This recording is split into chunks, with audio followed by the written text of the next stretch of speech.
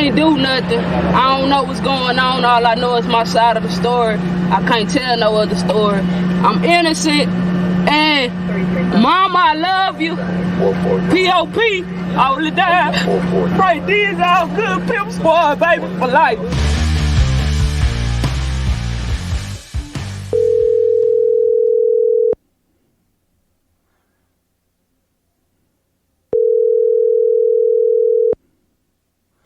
Really, dude? Sorry, my phone was on silent. Hey, this is Dale Luginbill with Full Scale Outdoors. Sorry I missed your call. Leave your name and number. Leave me a short message. I look forward to talking to you. At the tone, please record your message. When you've finished recording, you may hang up or press 1 for more options. Unbelievable. Unbelievable. This is what I got to work with, man. All right, so now I get a message. Emergency bathroom run. Fucking elderly. No shame. Sorry. Unbelievable. So I'll just sit here and wait for him to call me back. How professional. You know that Dale has his own podcast? It's called Full Scale Outdoors. I think I'm blowing out these mics, man. Oh, man. You know what? Speaking of unprofessional, I'm over here talking shit, and here we go. Why is that? Hello. Hello, sir. Holy Jesus, man. You're blowing out. Wow. Dude, what? That was control your own board, bro. You know what? I was just talking about that. How's it going tonight, sir? It's going well now. Good. Yeah, I might have thrown a little shade at you there. Oh, I'm sure you did. It's fine. Because we're recording. Yeah, well, I assumed. Yeah, and you know, I had everything hooked up. I'm all ready to go. I got comfortable. And then for all you Winnie the Pooh fans, I'm a little rumbly in my tumbly. Yeah, you had old man Pooh gut. Had to go. It's like, thought I could ignore it, and then my body made it clear that no, you can't. So. Wow, that's crazy, dude. Oh yeah, this will be a shitty podcast. All right, let's go. Oh, you know what? I in the shade that I was throwing you was all on the fact that, you know, you're a professional, much more professional than I am. Well, that's hilarious. And then I'm searching through my pockets and my little list of topics there that I had. Yeah. You have a list of topics? I had a Post-it note with some scribblings on there. Yeah. You know, what do they call those things? The cave style? Hieroglyphics? Hieroglyphics, yeah. It was very much that.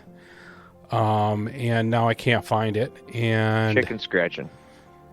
Nah. I think you had something on there about fancy new ice gear, and then yeah. You want to start there, dude? Then a hawk with a man's body, and then I don't know what it was. A hawk with a man's body. Hieroglyphics, dude. That was a hieroglyphics reference. Right. Come on. Sorry. Work with me here. I'm trying. Hey, listen to this sweet sound, my guy. Listen to this. Ooh, nice. Yeah, it's a LaCroix key lime water. Got him. This is an Arizona green tea. Hey, all right. So there we're pounding it. We're pounding it. There you go, guys. If you know, we're doing an Unhooked, obviously. Dale Luginbill joining in.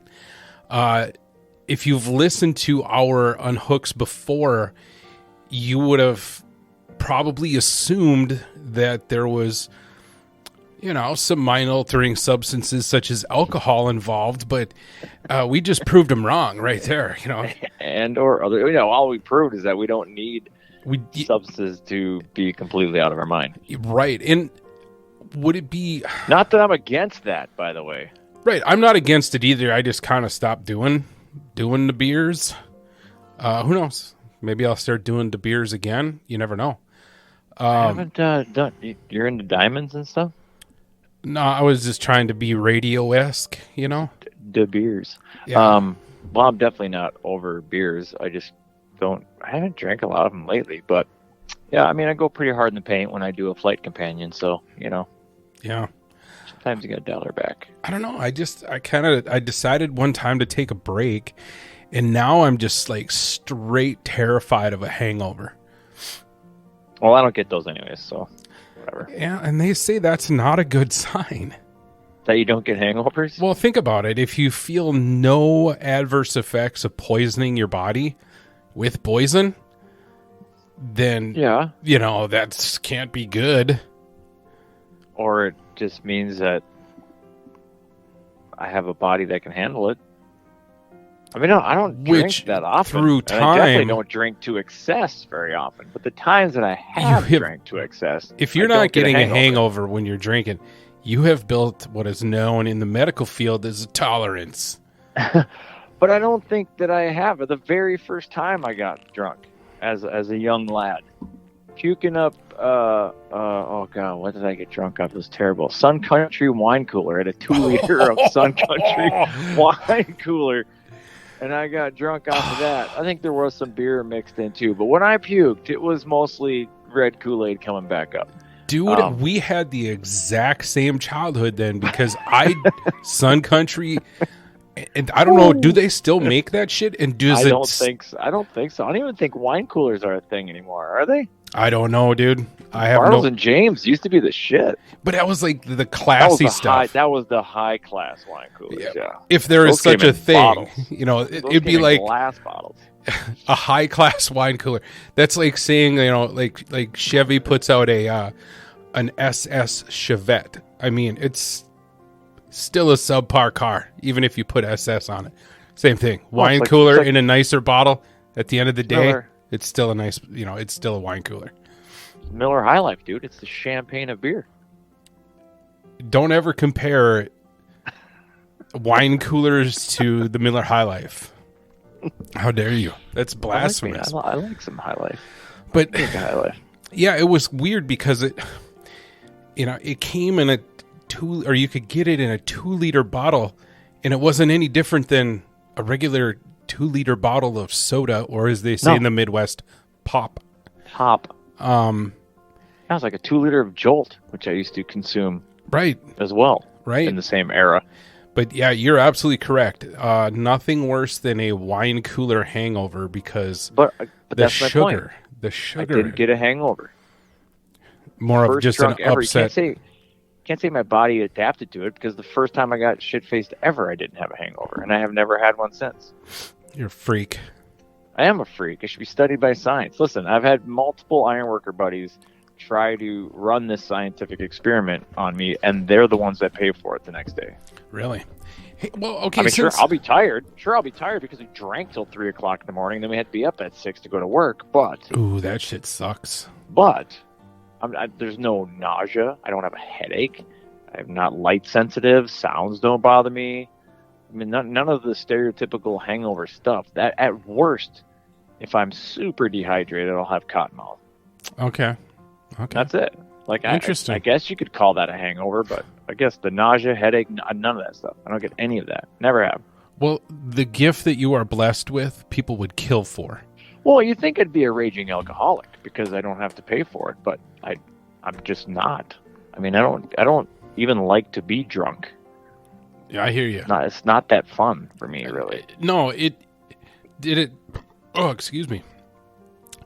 Did that kind of hit at like a certain age? Because that's kind of what happened to me. It was like this isn't fun anymore. It's not that I was sick or hungover. I was just like, it's like doing the same shit over and over again. Yeah, I just learned that like there's a certain point. Like I like to get a nice euphoric buzz, right? Like just feel a little lighter. Inhibitions go down a little bit. You're having a good time. Woo, let's go. But hold up. You've watched Trailer Park Boys, right? Very little. Well, there's a scene where Leahy has got a breathalyzer so that he stays, and I'll quote, "This keeps me right in the fucking slot." In the slot. In the slot where I'm too drunk to care, but just sober enough to know what I'm doing.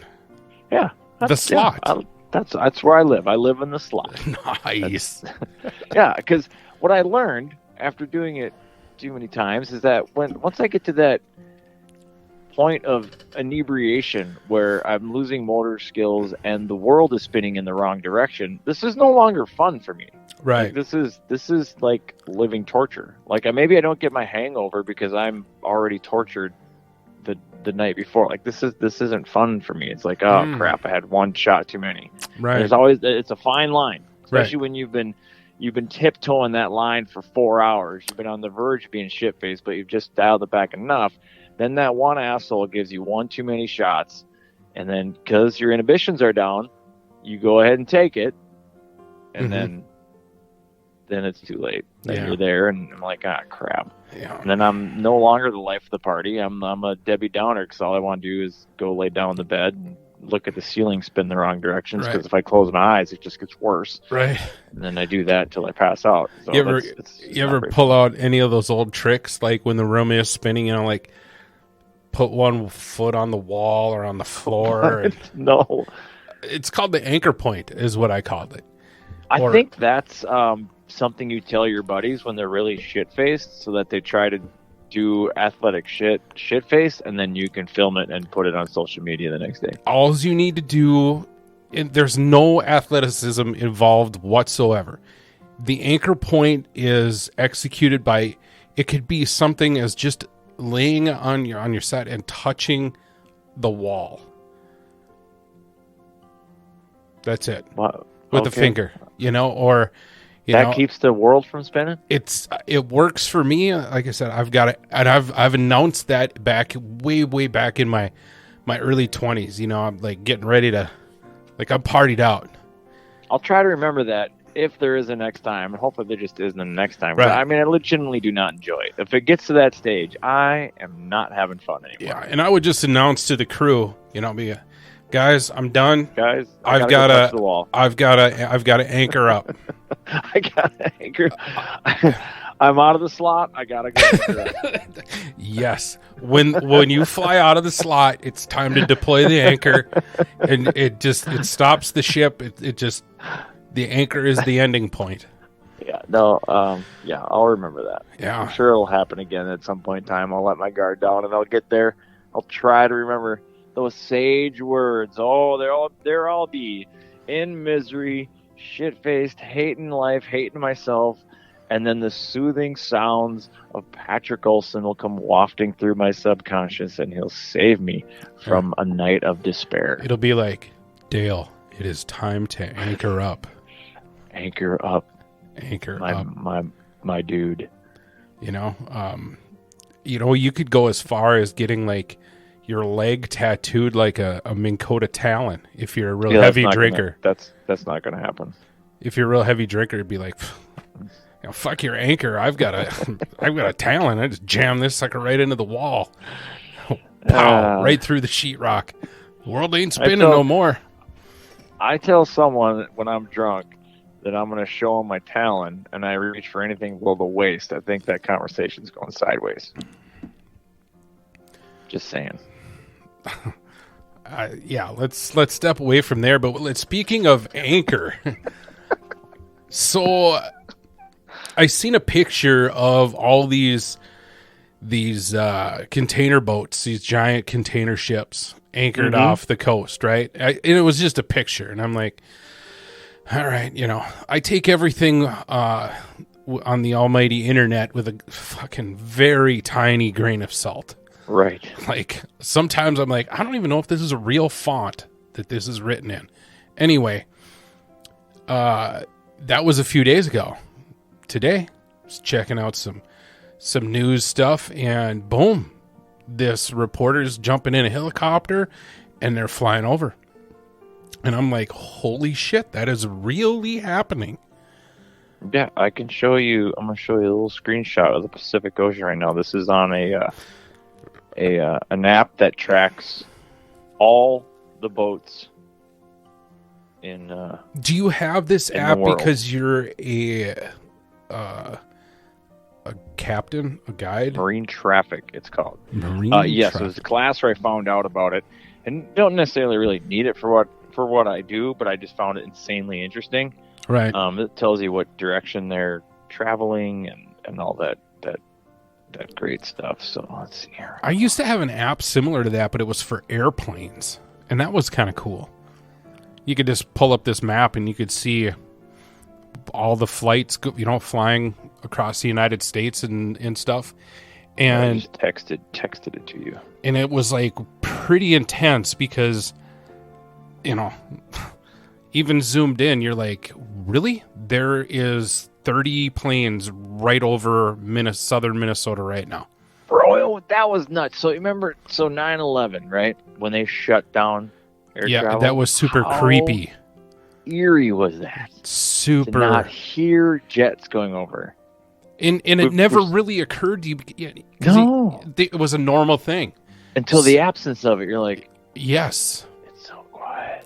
Yeah, it was a super, super lonely feeling. It was very, very bizarre. But I watched another animation where it shows like the flights, all going, it's like sped up in a 24-hour period. And it's like, as the sun comes up, it's like somebody kicked 2 hornets' nests. Mm-hmm. America and Europe. And it's just, and it's crazy how busy the sky is.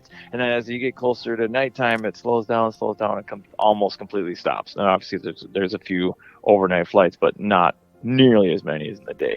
That was trippy too. You're like, wow. Well, yeah, and I'm quite so the creatures. When I'm looking at this thing, I'm like, okay, I have taken my fair share of plane rides or flights. I'll say it. I've done some plane rides, but I have flown all over the place, right? Except outside the United States, and rarely have I've never seen another airplane. Well, when I got this app, I'm kind of looking at it, and it would tell you like the altitudes, and I quickly discovered that these air traffic controllers, who are pretty much the brains of the whole thing, they're stacked in layers. Right. So they're above and below you. And I'm like, holy shit, that's still kind of spooky though.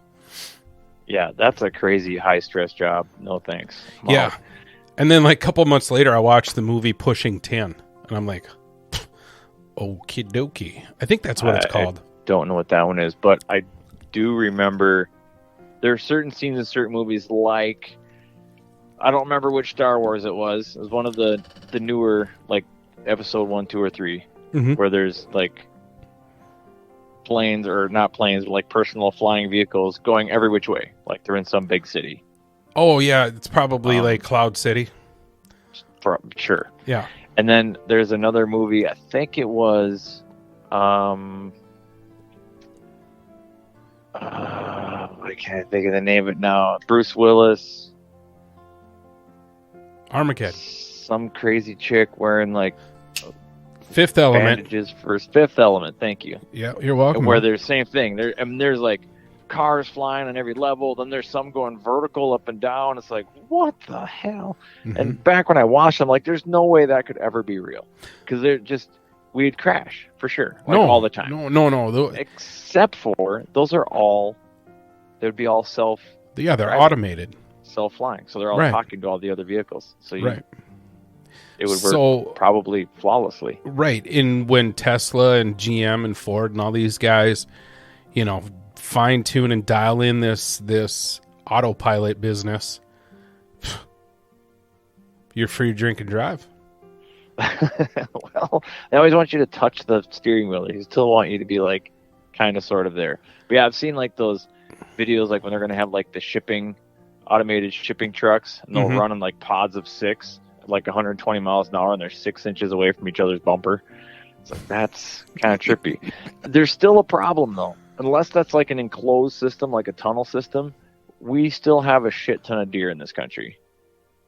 That could throw a monkey wrench into the whole works.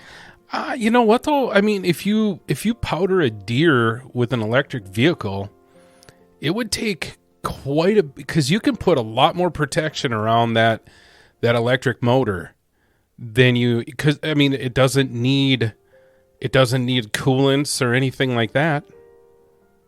So there's no radiator. It can still break shit. Your bumpers are going to get fucked. Your headlights are going down for sure. But if it's all automated, you probably don't even need headlights. Every car is going to have to be like built with a giant blade in the front. You look like something out of Mad Max. Guns, man. Guns. Just slices right through the deer. Just cuts them in half like butter. Freaking lasers, dude. Freaking laser beams. Right? Just slice it right in half. Yeah. Oh man, that'd be cool. But you're absolutely right, though. The whole automated car thing, self-driving car deal. I think you're on the right track, as in like, all right, what we need to do is build an infrastructure that's completely separate. So you're not trying to mix in automated cars with regular folk. You couldn't do that. Because like we're not paying attention ever. No. You know what I'm saying? Factor would fuck everything up. Right. This is all leading us to Skynet, by the way. What is with that phrase, Skynet? Where does that come from? Terminator, bro. Okay. That's how the machines take over the world. Oh my God, the machines take over the world. We still need humans to program them. No, we don't. Yeah, we do. Not once we automate that too. And that's the key. We would be dumb. Well, you know what? I take it back. Everything I say. I take back everything I'm going to say, or I have said. I was going to say we would be dumb to do that, but there's been plenty of moments that I can recall within the last 7 minutes of my fucking day that would justify the word dumb.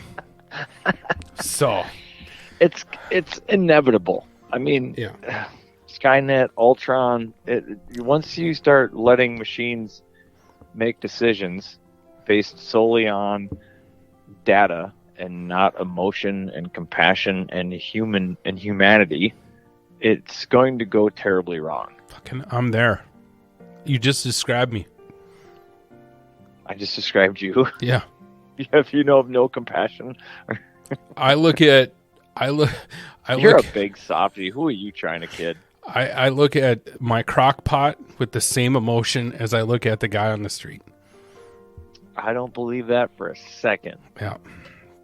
No, I just say that shit because it sounds metal as hell, dude. You're the most unmetal dude I know. What are you talking about? What do you know what I talk about? You like to listen to this death metal and thrasher devil music, and then you know why? Be like super. And studies have shown you can hit the Google machine on this. They have actually studied heavy metal music and death metal and all that kind of stuff, and they find that people that listen to that are genuinely nicer, calmer people. And I know why, because I'm one of those people, and I did some deep self-analyzation, because I often wondered, like, why do I like this aggressive music so much? Where I'm like, okay, I've got to find the lyrics, I've got to listen to the song 38 times, pausing all the time to like, okay, catch up, okay, I know what the song's about. And here's the reason why. Is so that I don't express those emotions in real life. I do it through the music. It keeps me centered, man. Keeps the chi, as they say, in line, or whatever it is, chai tea. Otherwise, you would be angry. Correct. Okay, well, if it works for you, to me that music like makes me angry. Really? Yeah. No, I think, and it's not that I'm an angry person. It kind of, I go, you know what? When he wrote this song, like Cannibal Corpse, they got a song called Hammer Smash Face. And when they wrote that song, George Corpse Grinder Fisher, love song. Which, look up that dude. There's lots of videos of him like showing you how to use this app to get discounts on toys in Target and shit like that. while he's getting the family groceries. He's just a regular dude, but he writes this stuff that, you know, it's a way to get it out, to release into the music instead of keeping it bottled up inside. If Dahmer would have, you know, listened to some Slayer, he might have turned out a little different, man. You know, and like I said, when I listen to this, now I kind of want to know what Dahmer listened to. What was his music of choice? It better not have been fucking John Denver or Conway Twitty. I hope not. No, there's no way. I hope it was Nickelback. Why? Because I'm one of those guys that loves to hate on them. This is how you remind me. Oh, God. Through a photograph? This is how you remind me of what whoa, stop. Copyright. I got to edit that out. No, you don't. You sounded just like Chad Kruger. Oh, that's a lie. Yeah, kind of did. Yeah. And he kind of looks like a... I never understood the Nickelback hate. I'm like, do I think it's popularity? Everybody liked him, and they kind of people tried to take the road that you think that I take all the time. Be like, oh, it's popular now, so I hate it. Just like the Michael Jackson effect. Remember how like we're the same age, so you see if you remember this or if you picked up on this trend. 80s, everybody, biggest MJ fans on the planet. Everybody owned one white glove. White boys trying to dance and they can't, you know, just all of it, wearing the red and black V jacket, all that shit. All of a sudden, one morning, clicked over. I don't know if it was 1989 or 1991 or whatever it was, and suddenly, nobody ever liked Michael Jackson. Well, okay, a couple things. Suddenly it got uncool to have liked Michael Jackson. I'm like, bitch, I remember you moonwalking down the hallway. Right, but when that supposed switch hit, was it the time when, like, after, like, when he reappeared out in public, you're like, holy shit, it's the Crypt Keeper from Creep Show. Fuck this guy. I'm done. I don't think he looks so. weird. I think it happened, I think it was before all the, like, child allegations and shit like that, too. I think it was, I don't know, it was just like, he got too big, and then suddenly it was like, well, I can't, too many people like that, so I'm going to not like that. And then it was like, it got kind of uncool to like him for a minute, and then everybody was just like jumping on that bandwagon. Oh, I never liked Michael Jackson. Now, fucking liar. And I don't really remember because I wasn't a fan. I never really liked the music. Wasn't my genre. And thank God I was way too fat for the Michael Jackson costume stuff. It'd be like, I would love to be a member of the 501st. You know, be a stormtrooper. Part of that big group, nationwide group. But, man, I would be a fat stormtrooper, and I can't do that. Anyway, could it have been when Thriller came out, it was so huge that tour cycle and the radio play just lasted way too long and people got sick of it? Because that can happen. You know what I mean? Talk to me. Words, dude. Okay. Well, thank you for listening to this as we're just getting copyrighted and all of a sudden... You can't get copyrighted by singing somebody else's song. If you played the actual song, this is called a cover. You can get away with. Yeah, you're a music guy. How does that work, man? That's how that works. You can cover somebody else's music. If you go on YouTube and you pull up a song you know is going to be covered or copyrighted, right? And we'll just say Thriller. You can go on there and you'll title it Thriller Cover, and then you're playing the song. Gotcha. Thought you had to have permission to do shit like that. Don't say that, and you're trying to pass it off as if it's your own, which you're probably not, because everybody knows Thriller is Michael Jackson. Then you're gonna get removed for copyright or whatever. But so how would this work then? So take like a band like I Prevail. They did a cover of Taylor Swift's Blank Spaces, and it was super popular. Like, that helped them sell a shit ton of albums. Does I Prevail owe a little bit of that to Taylor Swift? Well, they probably paid for the rights to do that. Interesting.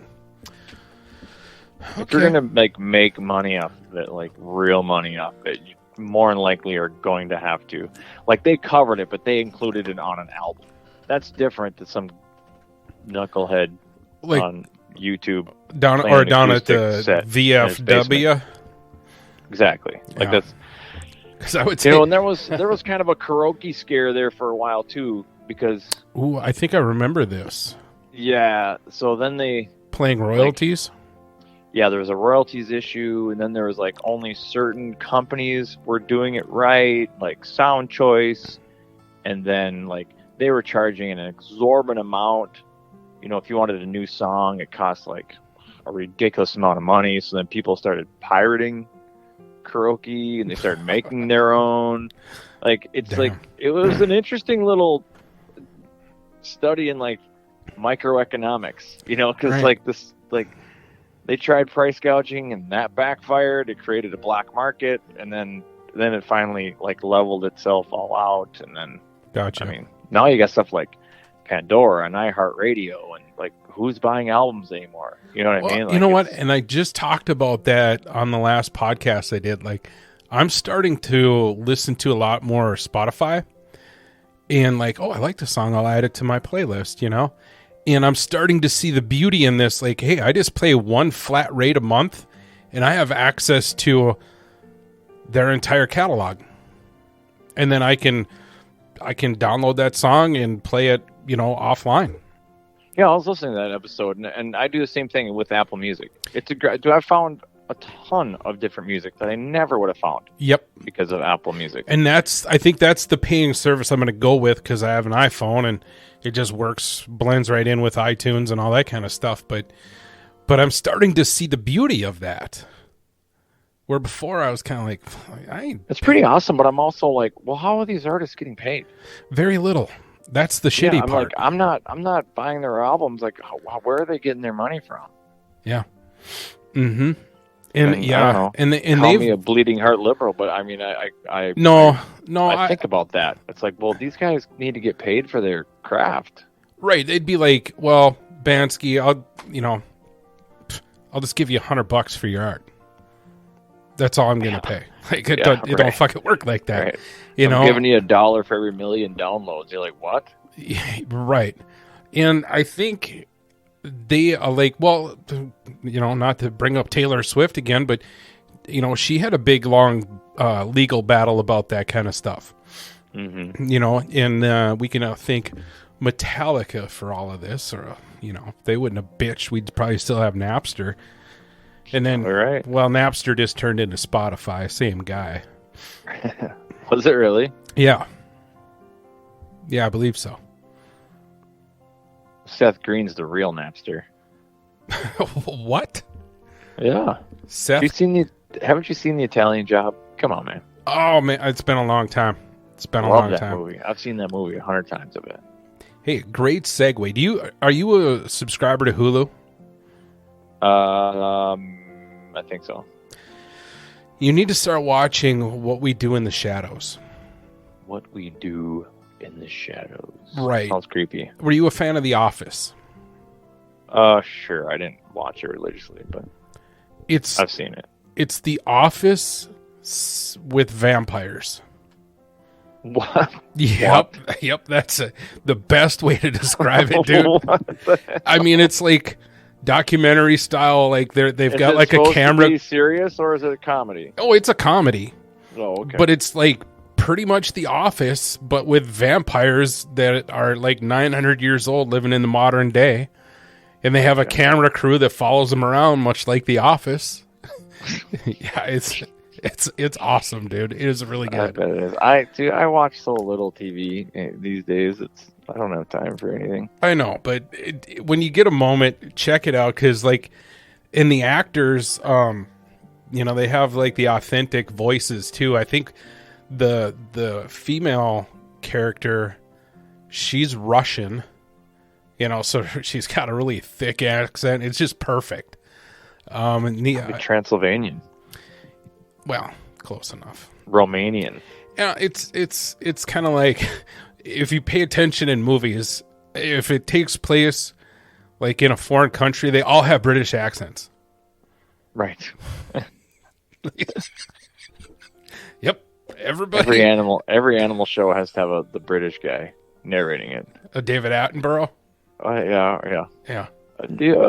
We see the vampire in his natural habitat. Oh my gosh, dude. Yeah, natural habitat. We've got winter coming up, dude. What? Dude, I would say I'm ready, but I'm not. But I'm ready. Really? It's only October. Yeah, dude. Yeah, so we got a lot of time, man. They ice fishing, bro. Yeah, the ice ain't gonna be here very soon. No, it's not. It's warm. Well, we're a week in October and haven't seen anywhere near a frost yet. Yeah, like that dude that sent the message. Ball Sniffer, was that his name? Yeah, something like that. There's no way that's a real name, dude. That's a troll account for sure. I don't know, but 100%. It don't matter. I'll be ice fishing. Oh, really? You're gonna be ice fishing Halloween weekend? What was that now? That was my phone. Did you drop it? No, I was trying to stretch out and forgot it was tethered. Holy shit. That was awesome. Nikes. I thought the whole ship was going down. But yeah, I'll be ice fishing that weekend. Oh, really? Halloween weekend. All right. Ballschmider. Ballschmider, Sniffer. God, I hope that's not his real name. Whatever. Clown man. But could be listening, dude. Yeah. And he's a Ballschmider. And oh no. Cancel me. Just went from 14 to 13 listeners. Yeah. Kind of like my YouTube. I don't put up a video for 9 months. I kind of hover, put up a video, gain 3 subscribers. In that 9 months, I gained like 40 without even putting a video up. I was like, oh, this is pretty sweet. So this is how it's done. I see. Business plan. It's going to take a while, but in about 50 years, I'll have 1,000 followers. Yeah. So you say you're ready, huh? Like... I just like ice fishing a lot, and I just did a podcast with Lawrence Loma. So. Oh yeah, I got to listen to that one. Yeah, well, I like that guy. Forward to the last half where we actually talk about fishing. Okay. Because he's also he's an all around outdoorsman, sportsman. So he duck and goose hunts and he bow hunts. We kind of progress through the seasons, and then we do end up talking. All right, that's enough plug for your show. This is my show. They're already listening to your show. You don't need to plug your show. If they're hearing these words right now, they're already in. Okay, you hear that, you 13 people? Thank you. You're plugged in. No, Lawrence is a cool dude, man. Yeah, he is. He's a cool dude. Yeah, he's pretty sharp. But I know you're gonna do the old tournament thing. Yep, but you gotta ask, because ice fishing, in my opinion, is very gear orientated. Anything new out there that you've come across that you're like, I gotta try that. I want to use that. Nope, I don't even know what's new and great. But you know where I'm going to find out? What's new and great? At the end of the month, I'm going to find out what's new and great. I have my, when you sent that, I was like, I don't know. I haven't seen any new ice fishing gear, but I'll see it come the SmackDown virtual ice fishing show on October 28th, 29th, and 30th. Yes. Thank you for running that ad. I will send Doug the bill, as he would say. Yeah, right. I think we're a part of it. Oh, yeah, that's right. That's right. We are a part of that. We should be exempt, I think. Right. Well, I'll tell you what. You give me $10 because I'll let it be on the show here. Okay. I'll forward that on to Patrick. All right. Yeah, on to Doug. Yeah, it'll only take a year for us to work through QuickBooks to just figure out who owes what, right? Who owes who? Yeah. Well, it was a wash. Yeah. I actually am looking forward to that for that very reason. So I can kind of see what's going on. So like last year, Bass King, total surprise. Oh yeah, I still need to get one of those. Yeah, they're pretty cool, man. That reminds me. They're pretty cool. Super cool, and they're light. They are light. I was a little cautious using mine throughout the winter, like just because I know a little bit about 3D printing and stuff. And as I was putting it together, I was studying the way, it was orientated when it was built. And I was like, ooh, and then, I mean, plastic ABS, 40 below zero. I mean, got to kind of be careful, So it's definitely not a piece you could just toss around. Yeah, well, but you're not fishing in 40 below zero. You're fishing in a shack when it's 40 below zero outside. Well, no, I don't even go out when it's 40 below zero. I'm not Jimmy Hardcore. I don't need to prove nothing to nobody. Those days are long gone. Ooh, there's a slash mark in front of that number. Patrick is staying in. Yeah. Oh, for sure, man. I have, over the years, I have discovered my threshold. I know when I'm not going to have fun. I don't care if it's the hottest bite in the world. Like, just don't want to be out in it. I've broke too much shit over the years, and I've froze my fingers, and I still have problems with those. Several times, like, I'm just, like, kind of over that part of it. I'm not going to quit ice fishing, but... It feels like 20 below and blowing. I'm probably not going. But if there's a tournament, I'm going. I mean, last year, West Rush, Minnesota May Tourney, holy smokes. That's what it was. I think it was 25 below zero actual temperature, and there was wind. Mm-hmm. It was cold, but I'll tell you what, like, I brought the portable that day, and I only flipped it up for, like, maybe the last hour, just because I knew I was sitting on a school of fish. I knew I wasn't going to be moving. Right. But the rest of the day, I was bouncing around, and thank God for modern day equipment. Oh, yeah. Dude, it's come a long way. It wasn't bad. I mean, I wasn't cold. I got a little cold when we were zooming, on the wheelers from point A to point B. Mm-hmm. But then once you hopped off and you got, back to drilling holes and fishing, I warmed right back up. Like, it really wasn't bad. No. And it isn't. It just, I don't know. I have my bottom temperature, and that's 10 below. And if it's 11 below, Crafty's like, oh, come on. I'm like, nope, it's 11 below. What if there's no wind, though? I mean, 11 below, no wind. That's not bad. Now I'm distracted by my new hobby of tying flies, so that'll be my excuse. Well, I mean, that's fair. Yeah. Have you started tying the woolly buggers yet? I heard you talking. I knew you were going to ask that question. I know. Well, I've been bugging you about it. It's a good beginner tie to fly to tie. I'm straight in advanced stuff. I skipped the woolly bugger. Caddis. I built a 19-inch, 42 segmented spined streamer. It took me 11 days, 4 spools of thread to tie this up. The feathered snake.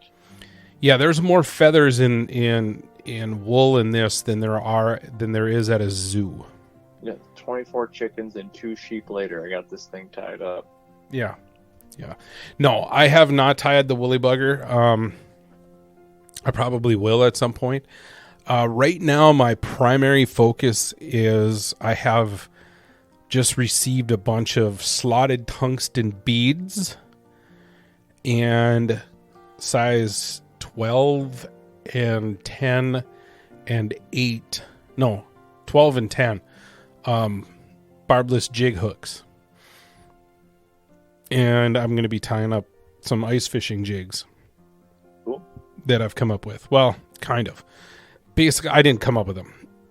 They're mop flies or mop nymphs. And I watch these guys tie them up, for drifting these rivers and shit for trout. And I'm like, man, you dangle that in front of a bluegill through the ice, dead meat. I'll say I did see. So there is a bit of new ice fishing gear that I am excited for. I did see a Kender's Instagram post where they had this like little tungsten scuds, I think they were. Okay. And the one they showed was red, and that thing was pretty sexy. Yeah. I might have to pick some of those up, give those a shot. Those looked pretty juicy. Yeah. Well, I don't go out on the ice without my, not a sponsor, Jeff's Jigs and Flies. Not a sponsor. No. Jeff's an awesome dude, and, I fish those things year-round. his Sure. like Well, zoo that's- bugs and stuff. Dude, yeah, I use ice fishing. I'll use my like Kender's jigs. Not a sponsor. I'll use my Kender's jigs to in the summer. Yeah. I mean, what? It's Yeah. not just because like the calendar flips over and suddenly that thing doesn't work anymore. Right. Hey, well, speaking of back in the day, I mean, before all this stuff, they were just called ice flies, Right. and you had Because they almost always had a little bit of material on them. there like- was like the an black ant. Yep. And then there was like this. I don't. They just called it an ice fly, but basically it was like this little paddle. It was a vertical presentation. It was like this little disc on a hook. You know what I mean? Or like a little teardrop on a hook. It was flat. One side was like shiny silver, and then the other side was like orange with white dots on it or something. Right. Yep. Usually on a little gold hook. Yeah. And you had like 14 of those different colors and those Then they black put two ants. little tiny blades on the top on some of them, a little dangler. Yep. Those used to be one of my favorites back in the day. Yep. You could still find them. Oh, And yeah, I don't think I've ever, I don't think big I've shops. fished them in 20 years. No, I have. I think, honestly, I think I need to load up on some lead jigs Yes. for the super light bite bluegills. Dude, I'm not kidding you, man. The lead jigs are getting harder to find, man. Well, they're trying to get rid of making them, so Yeah, well, and not only just that, just the popularity of tungsten. Everybody wants tungsten. right. But it has this time and place, Yeah. I love. Don't get me wrong, I love tungsten. I like, especially in tournament scenarios. Like, I want to get down there and I want to get down there fast. I got to get back down to those fish before they move on. But there's those days when they're just like super ultra finicky, where they're puffing. They're more blowing on your bait than they are sucking it in, Mhm. and that's when that light lead jig might be the ticket. Yeah. I have one box that's lead and one box that's tungsten, and that's for that very same reason. No, I mean, how often is it going to be an issue? Not often, but if it happens on a tournament day, I'm going to want them. Yeah, even in a non-tournament scenario, if you're working fish and they're just my indication, and it's worked a fair amount of times, that I'm pretty convinced when I'm getting like just the plastic nipped off or like half a wax worm bit off, in my head I'm like, you know what, they're biting that light, they're not, it's too not heavy, getting the they're whole not being thing able in. to suck that whole thing in. Sure. So then I switch it up to some lead, and things get better. Not 100%, but they get better. Right. Well, it's kind of like on those days, it's already tough. Like, it's already a tough bite, and you're just trying to squeak out a few, so it's not a total failure. Right. It's not like you ever make a change and then all of a sudden it's just on fire. Right. And like I said, being a non-tournament guy, I've opened my arms and embraced failure several times, where it's like, you know what, I'm not even going to fuck around with them. They're just not wanting to bite, so I'm just going to go home. I don't give a shit. You have way more patience with that than I do. Like when you're talking like, fishing with Crafty or whatever, and he's out there running and gunning and chasing the schools around like I would. You're just like, well, we'll come back around. I'll just wait for 20 minutes. I'm like, how can you do that? I don't know. Patience, man, I guess. And a lot of it too, my bad knees, dude. I just can't do that very often. Get new knees. Yeah, well. Lieutenant Dan, you got new legs. I already have my magic knees. 4 grand worth of carbon fiber. Quick trip down to Mexico, get some, they'll just pump you full of stem cells. You'd be right as rain. Dude, I would sign up in a heartbeat. You think there's rock bass down there? Probably not. Damn, I was going to say. Lobster! I was going to say, if there's rock bass down there, let's go. We'll fish. I'll get some stem cells shot in the old knees, and we'll call it a weekend. I can go to Mexico. I'd have to get the jabby jab. I think. I don't know. They got travel bans on here? Or do you just got to get a negative test and then quarantine yourself for 28 days or whatever it is? I don't know. I got my notification in April. Hey man, you are eligible for the shot. Cool. Went and did it. Whatever. I don't worry about it. I just carry my card with me. About it. It's just more. It's just like it's just a hassle now that it's a thing. Right. Like I don't care. And I kind of that's why I was like, I don't really care. But it's just like, oh my god, now this is a whole other thing. Now I got to pay attention to. See, and that is the same thing. Like running around drilling a bunch of holes to me is a bunch of hassle. So I was like, I'll just get the shot. Cool. I'm just gonna avoid a bunch of hassle. Fuck it, right? That's how I kind of think about life. Like, all right, man, I got a good 75, 80, 82 years, maybe if I'm lucky. I want to live as hassle free as possible. So I throw on my sheep costume and away I go, hassle free. Yeah. Well, guess what, dude? The wool that you love in the wintertime comes from sheep. Oh, what are we gonna do? What are we gonna do, people? There's just no winning, dude. There's just no winning. I know we're gonna keep saying this like every podcast, but we have to actually put on the calendar. We need a plan for the hunt for the world record rock bass in Lake Erie. That was on the alleged Post-it note. Oh, was it? I have been doing some research. Yes, Lake Erie did cough up a world record, and we've got to look at that word for what it means. Okay. It's deceiving.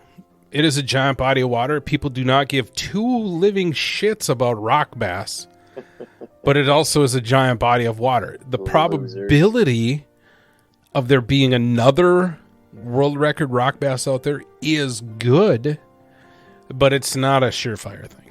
Well, it's still a needle in a haystack. Mm-hmm. For sure. But, I mean, I think you got better chances there than just about anywhere. And the information I could find, it wasn't like Erie is putting out 2 pound average. It's much smaller than that.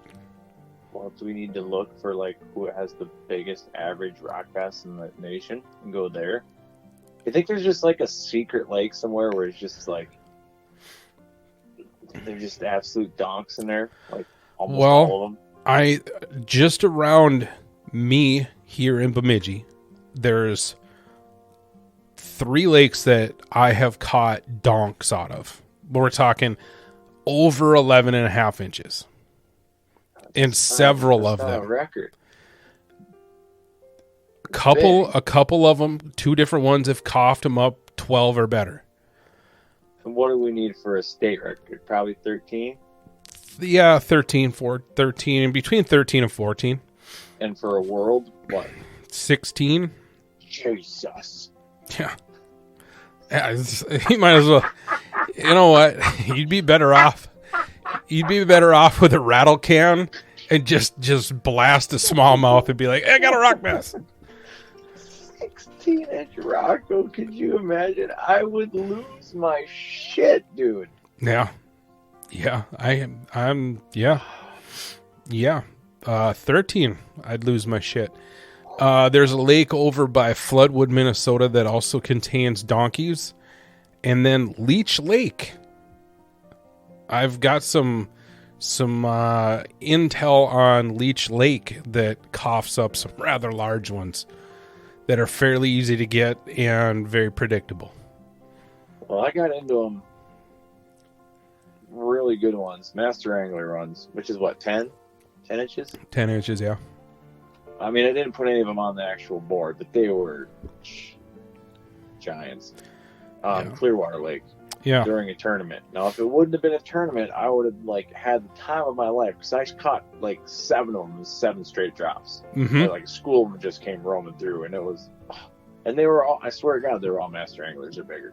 They're just jumbos, dude. I was like, Mille Lacs is another one every I don't know, every so often somebody's, smallmouth fishing and they run into just an absolute freak rock bass, and that could be another lake that could easily cough up a state record. Is that the struggle we're going to get? We're going to go out to Erie trying to target Rockies, and we're just going to get irritated by all the 8-pound smallmouth that keep jumping on our lines? Well, I heard you can kind of treat them like dogfish out there. You can just slit their belly, throw them on shore. Yeah, they've been doing that in Green Lake and Spicer, I guess. Yeah.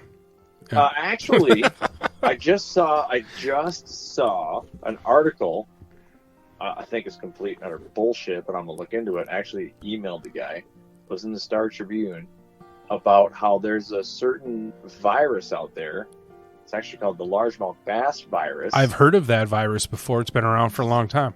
That causes lesions, knife-like looking lesions on these fish. And when it's in the lake, it doesn't really spread. But when they're confined in a live well, it spreads readily to other fish.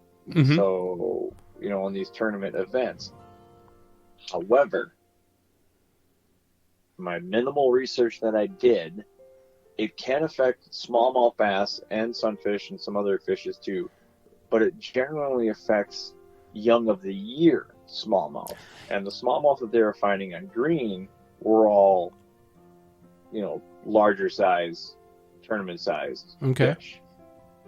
And from the pictures I saw, that ain't no lesion that I've ever seen.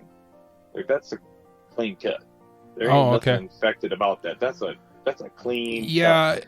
And it would almost look like, because that largemouth bass virus, I've seen pictures of it before, and it almost looks like lymphosarcoma that you see on small pike. It's just like red and inflamed, and it looks like a boil or a cyst. Or... Yeah. So I don't know. I guess it was a thing like 12 years ago. It was going on, and people were actually admitting to doing it, and so they're like, "Oh, is this weirdest look we had?" The guy that wrote the article was pretty dismissive, almost like he was trying to blame tournament bass anglers for this being the issue because it's the largemouth bass disease and they're in the live wells. But his own logic just didn't hold up, because once you start looking into that largemouth bass disease and you find out it really only affects the young of the year smallmouth, you're like, well, these aren't young of the year smallmouth. So, I mean, the part of it that I could believe is, having an infected fish contained in a live well, for a long period of time. Live well's not very big. Kind of like chronic wasting disease. I mean, that all started with high fence contained animals, right? It all kind of makes sense on the surface, except for if that's the case, why we should be seeing this on all the popular tournament lakes then. And we're not. Well, I mean, it didn't say it's happening on this lake. Well, that doesn't. Here's the thing, though, is if that lake doesn't have that virus in it, then it's not. They're not gonna have it. It's not. The virus isn't caused by fish being kept in a live well. Right. It's spread. Well, and I think I don't know. That's why I sent the guy an email and asking him, who he contacted at the biology at the DNR website. I'd like to get a hold of them and, have a conversation about it. It would be actually pretty fantastic if it turned out to be true. Like, we should just crazy. We should just ring up our old friend Scott Mockington. Okay. Yeah, he's a fisheries biologist. Oh yeah. Yeah, for the Department of Natural Resources. Get on it. Well, I don't know how to do a 3-way call on here. Plus, I don't know what he's always off on some adventure too. So who knows? He could be out hunting someplace or whatnot. But he's a good guy. If he listens to this podcast, and he could reach out to either one of us after hearing this. Yeah, I want to dive into it because I talked about that on my podcast, one of my rants. I was ranting about it, and I was throwing the walleye anglers under the bus. But now with this new information, my gut instinct tells me it still was some jackass walleye angler. But if it's not, that's almost more fantastical. Like, that's a crazy set of circumstances that all, conspire together to create this thing that, why isn't it happening more often? Right. Like, this is, Right. Is this going to be a new AIS that we got to worry about spreading this largemouth bass disease? Right. It's like, here we go. Yeah. And we gotta, we're already draining our boats and doing this, except for you stupid wake boats, fill your ballast with water, jackwads. They're the ones that are writing the laws, man. Yeah, I mean, I don't know. There again, another reason to have a float tube, dude. I don't track that logic, but okay. I don't. What float tube? I actually got checked by the AIS when I pulled up at Lake Bemidji with my float tube, and he's like, "Oh," I was like, "Hey, are you gonna?" He goes, "Yeah, I've never." No, but he's like, "Yeah, I should probably do this. I've never." I said, "You're probably not going to come across another float tube, or maybe a couple guys around here, but very rarely." And he was like checking out the tube and stuff. And I do have 4 drainage ports underneath my seat, and there, I could contaminate or take in, variants, if you will, through there. But we kind of looked at that and I said, if anything, if you come across another float tube, dude, check the flippers, because like mine, there's holes in the sides of them, and there's buckles, there's all kinds of places for little weeds and shit to hide. So I kind of helped them out a little bit. No more than a bird's foot. That's just, I think that's just. I'm not here to argue about how it's spread, because it doesn't fucking matter anymore.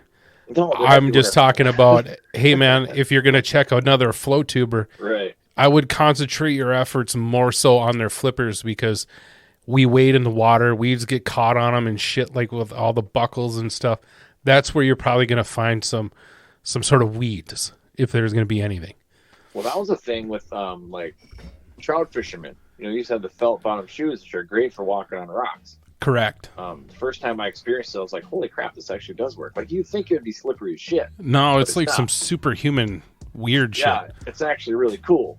Until they found out, like, you get all sorts of sediment and mud packed in there and different organisms, and then you go from this trout stream to that trout stream, and then you're just dropping, snail eggs and God knows what else. And it's like, okay, we got to get away from using felt bottom soles. Like, fuck, but they work really good. Yeah, I just learned about that a few months ago as I taking this whole fly fishing journey and stuff, and I was watching a video.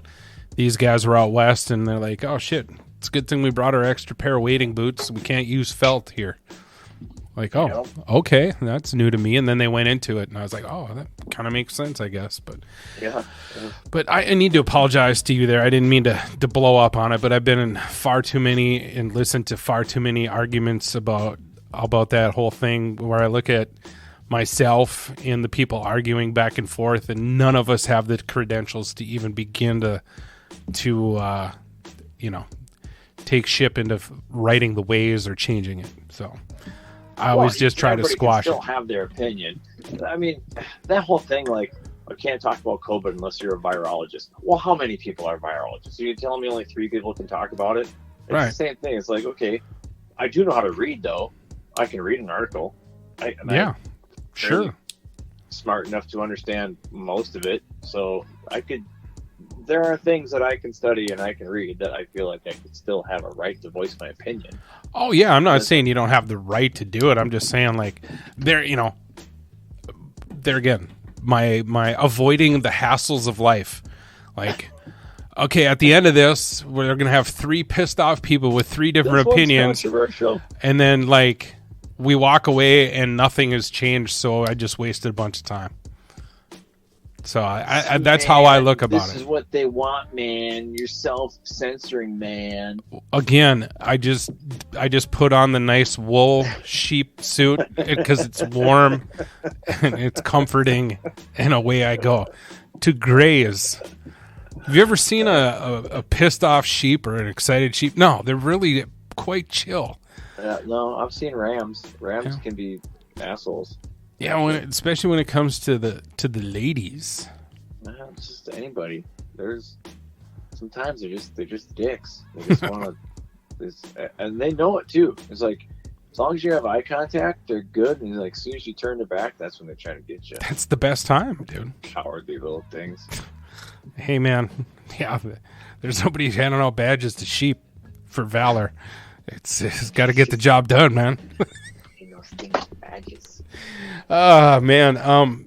Wow, we drifted away from ice gear, but you did hint on some, or you made a suggestion on some stuff there. I'm kind of looking forward to some Flame King's new heaters and whatnot. I won't be using any of those. What's that? I would have to be in a portable ice house to share. Oh, I do. 20 above. I'm sitting inside, got the top over me. I don't. That was on your chicken scratching. Yeah, man, ice camping. Boy, has that gotten popular. A lot of people, man. Oh, I want to ice camp. I want to get this. Isn't it just called fishing all night?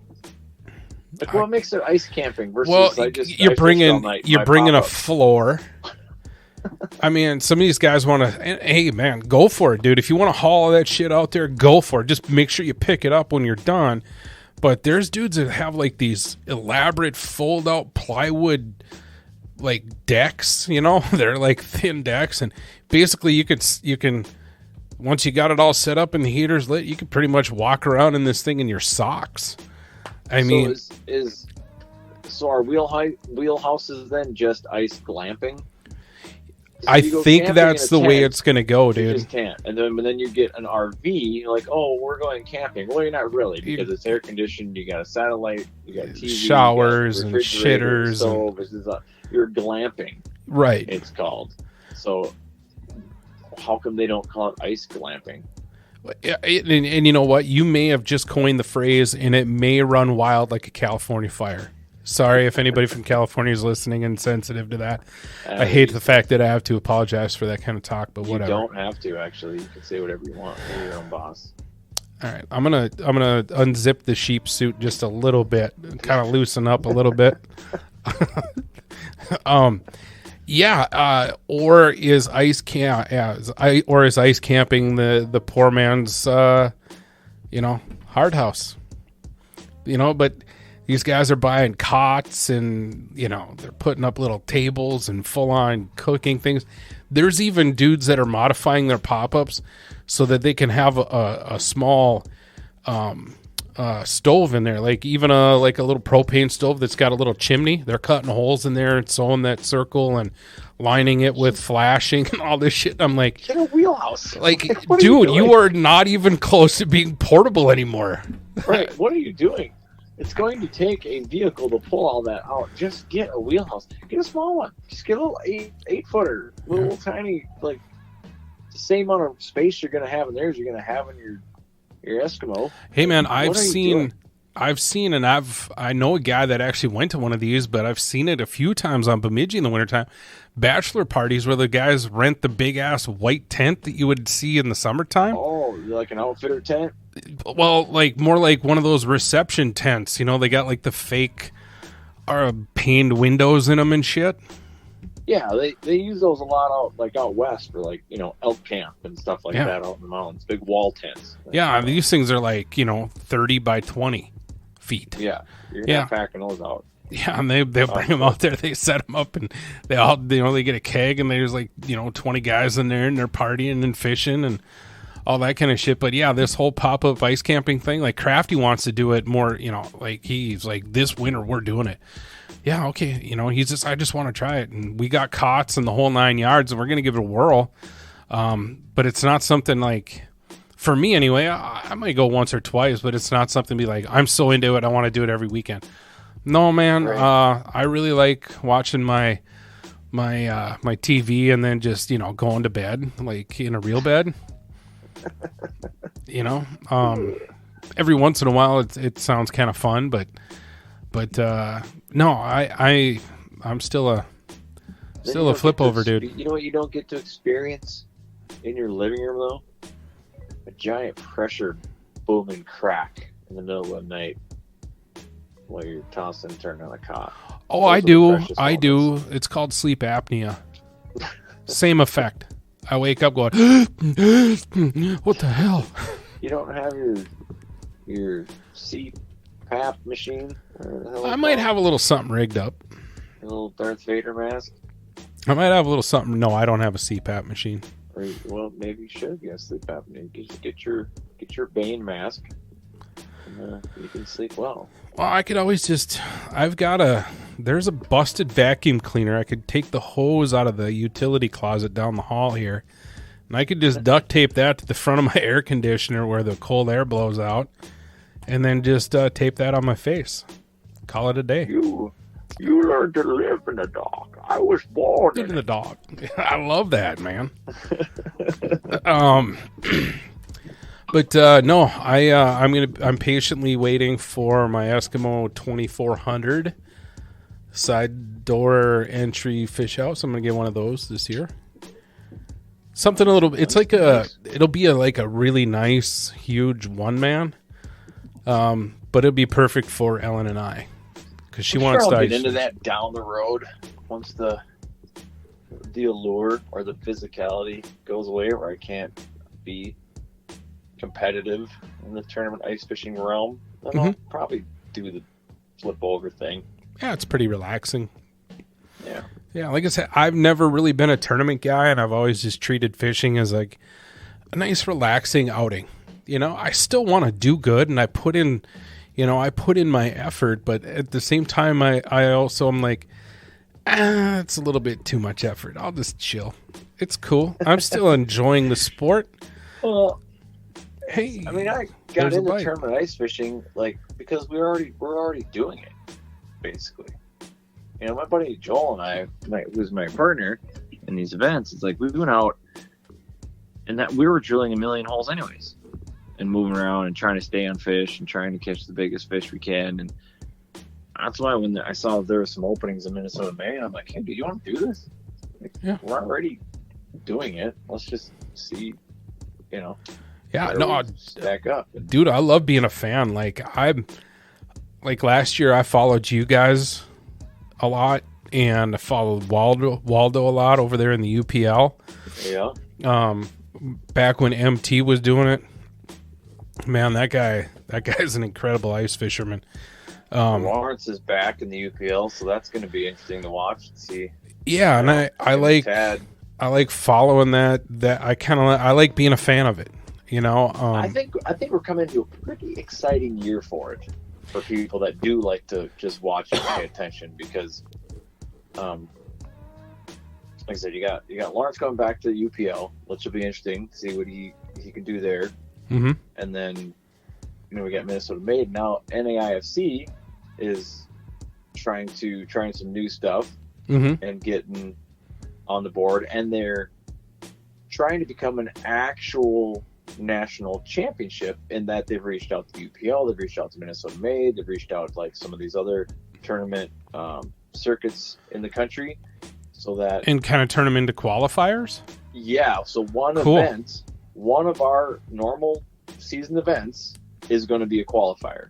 So this is going to happen. This is happening, yeah. Oh, that's awesome. I've already paid my dues or whatever, so I'm in, and it's the top 5 from that event. Cool. Qualify. That is your qualifier. Cool. And then will you guys put that on your schedule, or is that going to be a surprise to your guys' schedule? I'd have to look at our schedule, but we know which one. It's Pryor. It's when we're fishing Lower Pryor. Okay. Pryor Lake's going to be our qualifier. Okay. It'd be kind of cool if it was kind of a surprise one. Yeah. Well, it would just put a different element on the whole season. Like, man, it could be the first tournament, it could be the last one of the year. Or anyone in between. So I got to fish my brains out. It'd be kind of neat. Could be. No, that's pretty cool stuff. I know they made a stop here 2 years ago at Lake Bemidji for I don't know if it was just a regular tournament or if it was for a championship, but you know, Lake Bemidji, I mean, there's a handful of crappies in there, and they're absolute tanks, but most everything weighed in was all perch. You know, that's what they had to key in on out there was perch. Sure. But I went to the big weigh-in and all that kind of stuff, and I mean it was pretty cool. I'm in the quote unquote crowd. There was like 9 of us. Nobody else really cared around here, and like the whole tournament thing around here is more so in the summertime. Like this summer, especially this fall, there was like 5 tournaments on Lake Bemidji within 6 weeks. Oh wow! Yeah, and it's like, all right, well, I guess I haven't heard if MN Pan is going to be going again this year. Okay. They did do it last year. Yeah, you know what? I haven't heard. I remember that was kind of a big deal there for a little bit, and then it just kind of faded a little. Or am I just way out of that scene? Yeah, no, it did. It was going good, and then they announced they weren't going to be doing it. I think because of COVID, because they were just the uncertainty of like, are we going to be able to get together? And so they just scrapped the whole season, because then we had a couple teams from MinPan come over to Minnesota Made. Right, and then there was another tournament group. Was it Team Extreme or something like that? Maybe, yeah, I'm not familiar. Tad Westerman was, I think, one of the main guys in there, or one of the MCs or vice president or something like that. This was a long time ago, man. This was, what are we, 2021? God, man, I want to say this might have been like 2013, 14, 15, something like that. 2021, and we're getting dangerously close to 22. But those Mayans were way off. Oh, yeah. No kidding. Who's making their calendars? Well, they need to get their money back. Yeah, it kind of makes you think, like, some of these ruins, are they as old as you think? They could have been built in the 1800s. Don't you do it. Don't do it to me, Patrick. It's all a lie, you know. This will be a 5-hour podcast. Step away from the fire. Don't let me go down the ancient civilization. No. We'll save that for a different time. Let's not. That's too much of a sidestep from the modern day ice fishing tournaments. People are already out of here, so it's just you and I. But yeah, there used to be a Team Extreme. That was a big thing. I think back when I was in college, this has been like 2009, 10 probably. I remember watching that YouTube series Icemen. And they were, that's how I got to meet like Tony Bosshold and Zibby and Yasik and those guys. And then I bump into them at the ice show down in the cities. I'm like, you guys are from Iceman. Oh, I watch this and that, and find them on social media and shit and whatnot. But that was a cool show, and I think that really helped push the NAIFC out there, because that's what that whole show was based around. Sure. I think. Cool. But no, that's pretty cool that those tournaments can be qualifiers, man. Yeah, it just brings a whole nother element to it, and I really like the concept that it's not that they're integrating to these other clubs and making it a legit national championship. Like, I think that just is going to make it's more alluring to me, and I would think that's going to make it more exciting for anybody just watching on social media and paying attention. Now it's kind of coming down, it's like the NFL or whatever, it's like now we're going to have a Super Bowl of all the best of the best. Like, I think that's pretty awesome. Yeah, that is super cool. And you know what? I'm going to say it right here, right now. But maybe the Lone Angler has a tournament, ice fishing tournament fantasy league. Oh, you better get that started. I just said it. Doug's probably going to do it now. He'll beat me to it. Yeah. The guy's a maniac when it comes to that. He's going to have to get a hold of he's going to have to find out which clubs are in, and he's going to have to get the information as soon as they're released, like who made the team. Right. That's going to be a tough one. That's a lot of. I'm full of good ideas. I just don't ever execute. Be a lot of work. To get that down. Hey, at one time I had a conversation with Matt Johnson when it was just like the UPL was just the thing, and I was talking to him and I said, you know, it'd be pretty cool is to go back to like the old high school hockey days, and we have, you know, your UPL here, and then there's a UPL North division, and the top 3 teams from North and the top 3 teams from South ballot out somewhere around Brainerd for the ultimate one cup rules them all championship, and try to get that whole high school hockey vibe back. And he was like, oh dude, that's super cool. And so I started talking to some guys around here, and we kind of were like, you know, none of us really want to give up any lakes with big fish. So, yeah, they don't want to share. even amongst us friends, it was like that back then. Like, yeah, you want to go fishing? Sure. And you'd end up on like Lake Bemidji, and you're like, bluegill. Right, well, I'm not taking you to this lake. Right, I'm not. Yeah, or I'm not going to take you to this spot on this lake. Is it all just like code speak too? Like, you probably all know the same lakes, but you're just like, well, you know, I've been at this one lake, and it's you know, it's, you give some details or like rough areas, and then the other person's like, oh, I think I know what you're talking about. Does it maybe is there a green cabin on it? You're like, yeah, there might be. No. Usually, it's kind of a weird. It was kind of a weird dynamic. Like, you're all really good friends, but you all just like don't trust each other. Clearly, you subconsciously accept the fact that you're going to be lied to. And you don't take offense to it because you know you're going to lie right back. And it's just like this unspoken truth of lies. Like, hey man, see you got yourself an 11-inch gill. Yeah, nice. And you just don't even stick your toe in that pool of going, and where'd you get that? You know? Right, you're just like, nice fish, bro. Yeah, pretty much. And then very short conversations, or it's quickly changed to something else because nobody wants to get like or give off that poker face like, oh shit, it's that lake. I just saw your eyebrow move, dude. I know what lake you're talking about. Just gotta talk to them long enough. Yeah. Here's what I have learned: the most tight-lipped people about fishing spots I've ever met, if you talk to them long enough, they will spill it. Because it's actually killing them. They want to tell you so bad. It's human nature, sure. Because they want you to know that they have this secret spot. They like it's a weird little one-upmanship kind of game that our little monkey brains play.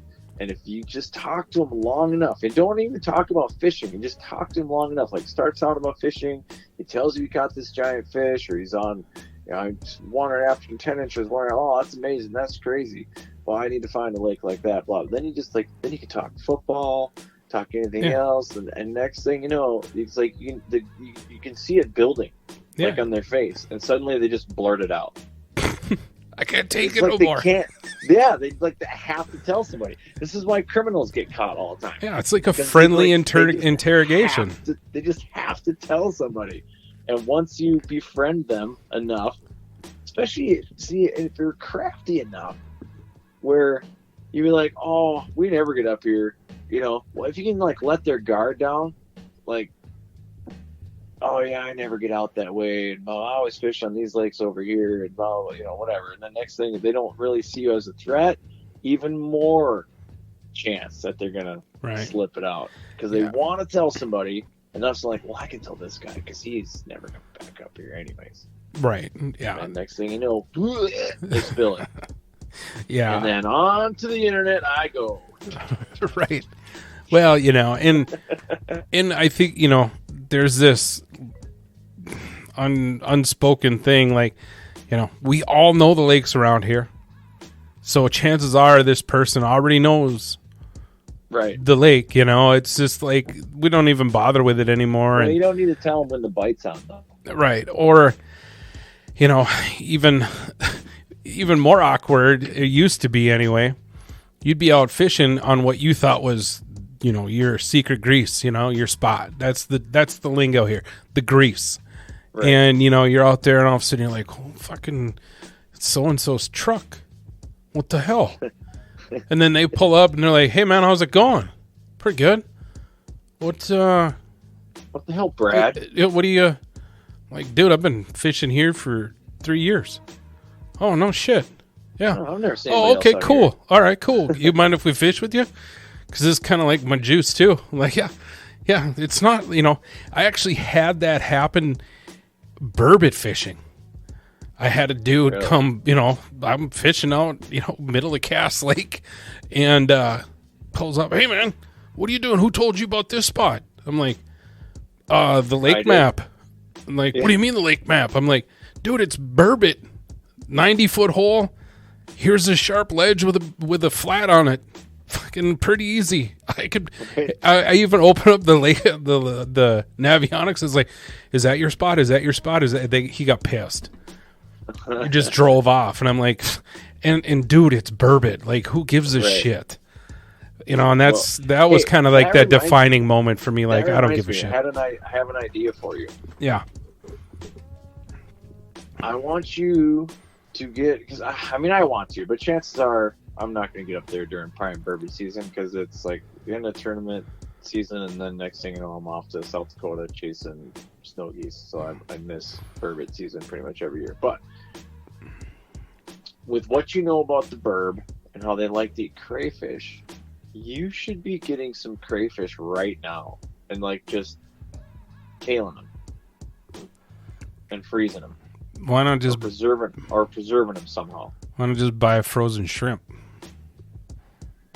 It might work, but I would assume they don't exactly smell the same. Well, okay.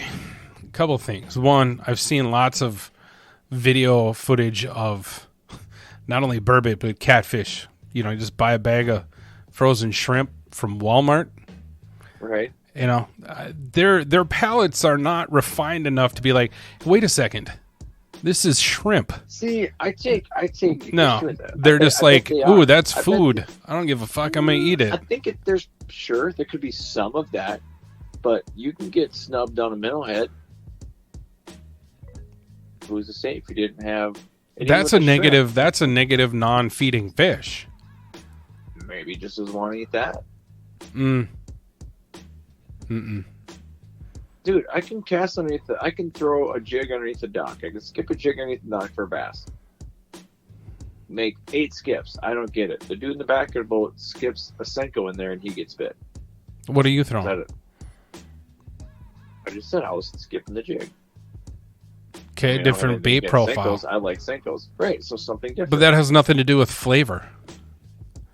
You don't think something that spends its time snooting around the bottom of the lake, has marbles on his face, loaded with scent receptors, isn't going to know what it's eating and have a preference?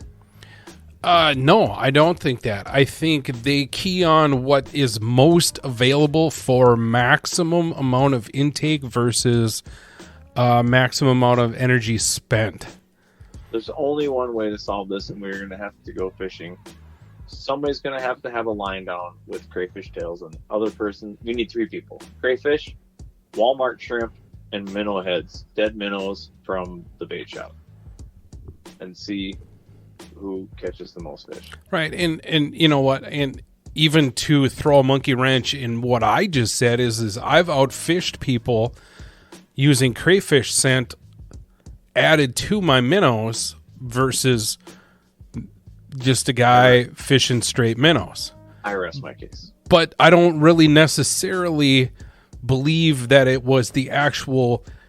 I could have put an additional scent of anything along with that minnow, and I think I would have outproduced.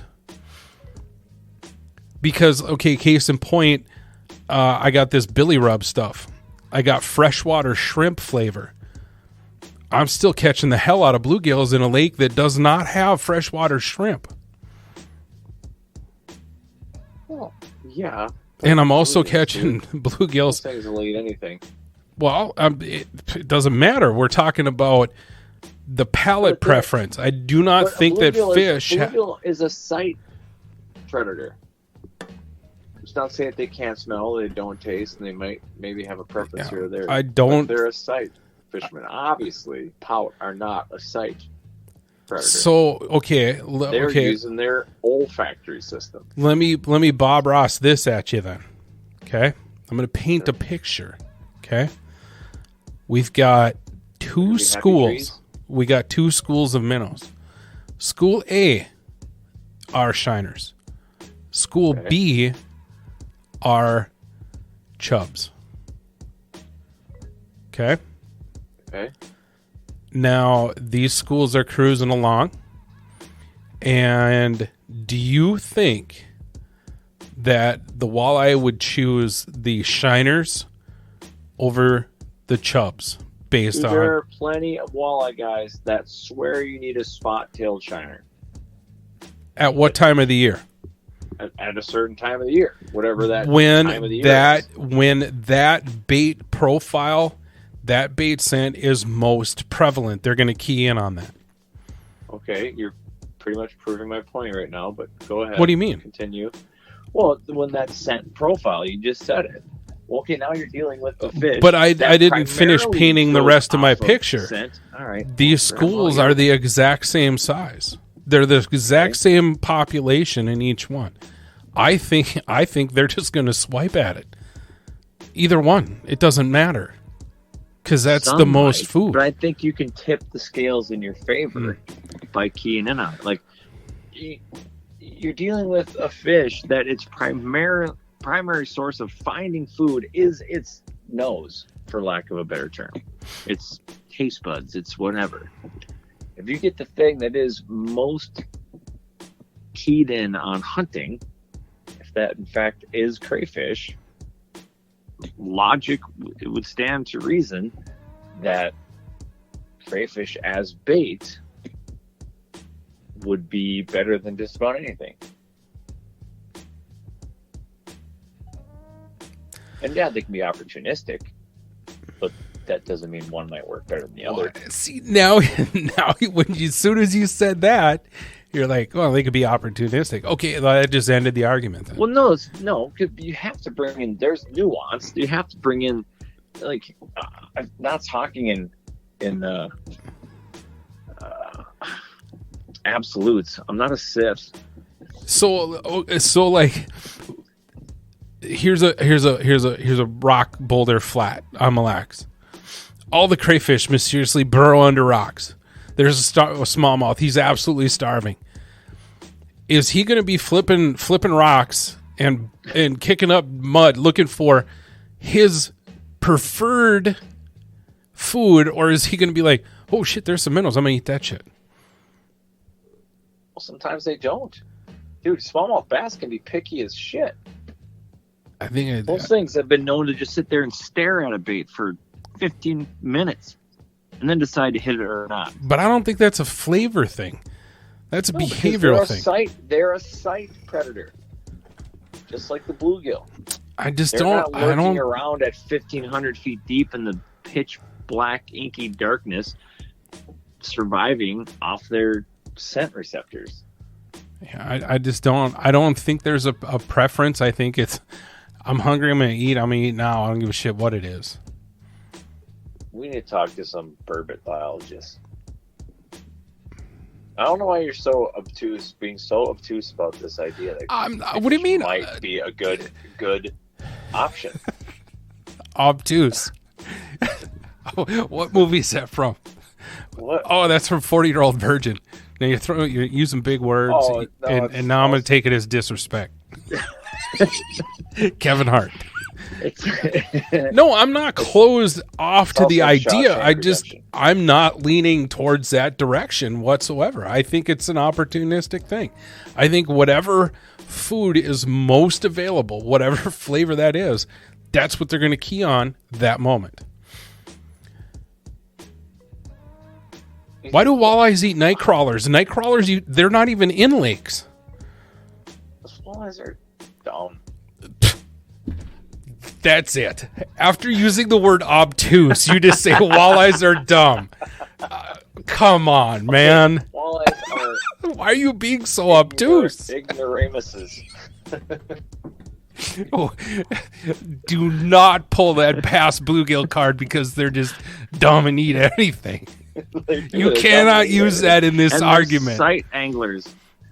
Again, there's sight anglers. There's not anglers, predators. Telling you, scent matters. I don't know. Maybe. Go catch some crayfish, cut off the tails. It's an easy experiment. Yeah. Do it. Yeah, we'll see. I'd be happy to. You know what you should do? You could like chum them.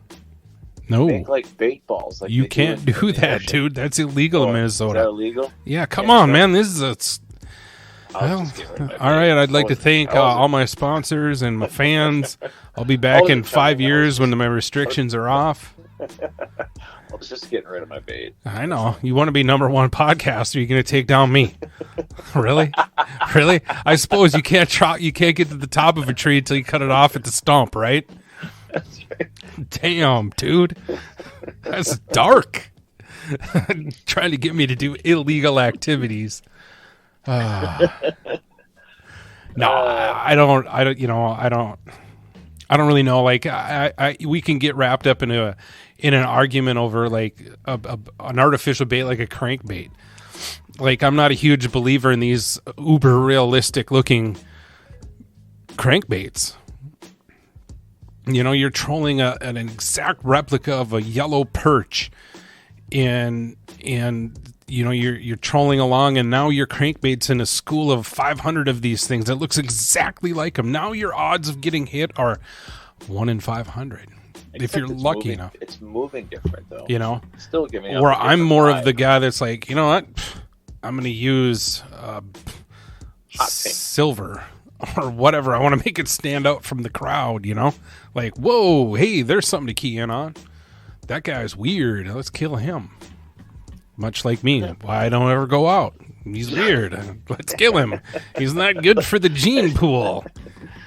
Yeah, that might be true. No, it would be interesting, man. And these burbot fishing videos that I've seen where guys are using frozen shrimp is from Norway. So it's something that I'd like to try over here. I think it'd be kind of cool. And it would be, well, nothing's cheaper than free dead minnows, but it'd be interesting to try. True. Well, nothing's free. Nothing's freer than free. Just, you know, throw a trap out there and grab some crayfish. Yeah. Well, I mean, if we wanted to keep going, you know, you're talking about, you know, living in the darkness and all this shit. You know, catfish will hit, you know, fucking chicken livers rolled up in Kool-Aid. None of that shit lives in that river system.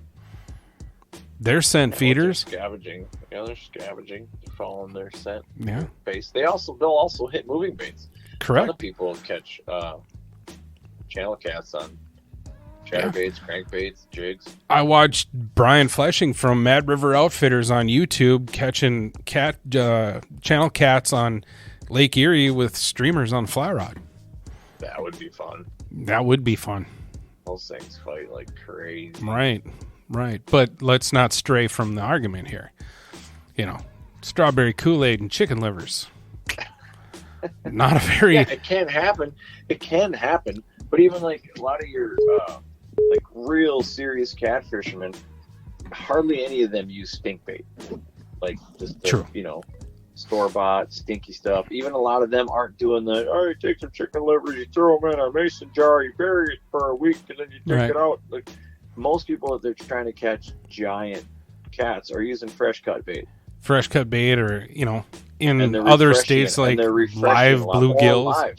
Or live bluegills or live bullheads or suckers, especially with flatheads. Flatheads are predatory. Oh, yeah. Like big time. But even with your channels, and I've had better luck when I've fished for channel cats using fresh cut suckers than using something that's well dead. And you have to refresh it a lot. Correct. Because the younger ones, it seems, are more apt to eat the stink bait. And maybe that's just because they're young. They need to take what they can get. Right. In fishing these cats in river system or lake system? River system. Also. Yeah. And it makes sense to use fresh cut sucker because that's the most prevalent source of food. Bam! Boom. Just proved my point again.